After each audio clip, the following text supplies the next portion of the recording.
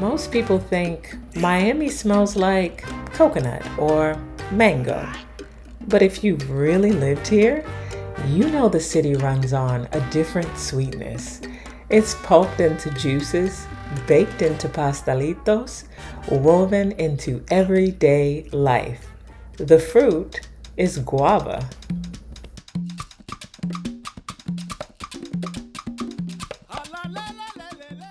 In Miami, guava or guayaba is inescapable. You'll find it not just in the produce aisle, but in every corner of the supermarket. In cakes, sauces, juices, yogurt, even barbecue sauce. Guava came to Miami through Cuba. In the 1800s, it was an income, a crop sold to keep families afloat. Over time, the preserves, the jams, the paste became more than food. They became a way of holding on to memory, a way of preserving culture itself. For me, guava was a stranger. Before I moved here, I had never even tasted it. My first was a pastelito, warm, sticky, falling apart in my hand. That first bite was the beginning of seeing Miami differently.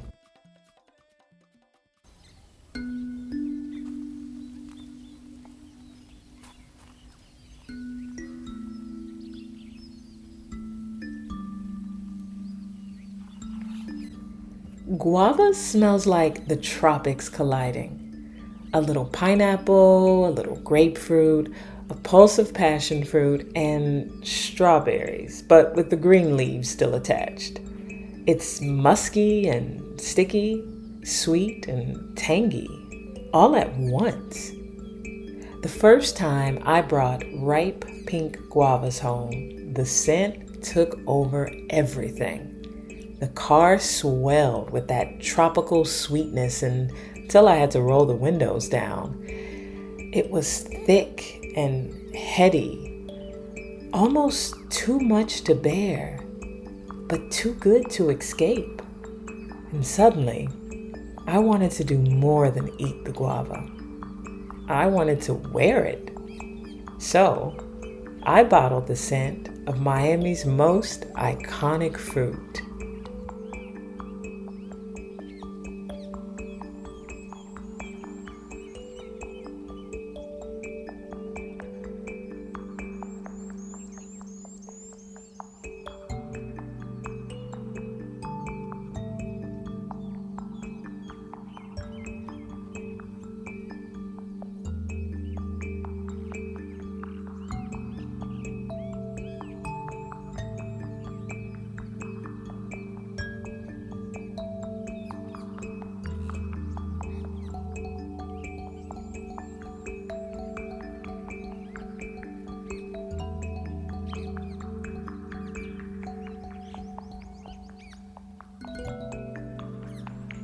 When you cut into guava, what you're really smelling isn't one thing, it's hundreds.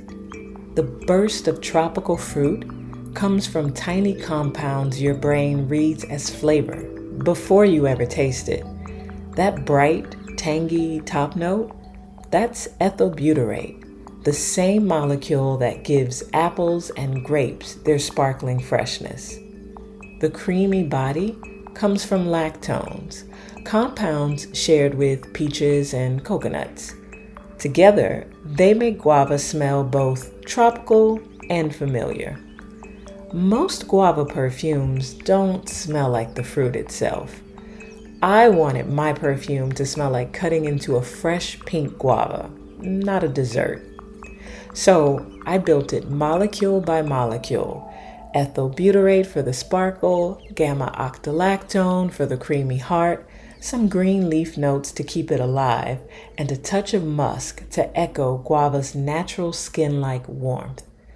I didn't want it to smell inspired by guava. I wanted it to smell alive, like the instant the knife cuts the fruit and the air changes. Every material had to feel wet, ripe, breathing. not a memory of guava, the guava itself. This perfume doesn't fold under Miami's heat and humidity. It ripens.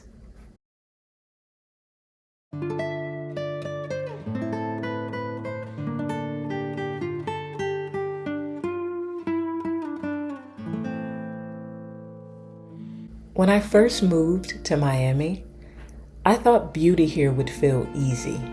Sunlight, color, fruit, everywhere you look, it's flawless. But Guava reminded me that beauty doesn't always mean belonging. I tasted it for the first time here, and it made me feel both closer to the city and somehow further away. The fruit is soft and sweet, but there's always that tart edge underneath. That's Miami for me. Shining on the outside, but hard to touch. I love how free it looks, but I've never felt like I fit inside of it. It's paradise, but not mine. So I stopped trying to belong and started noticing the small things. The color of the fruit, the way the air smells as you get closer to the ocean. And maybe that's what Guava taught me. Even from the outside, you can still find sweetness worth keeping. This perfume is my way of saying, I see Miami. I feel it, even if it never really saw me back.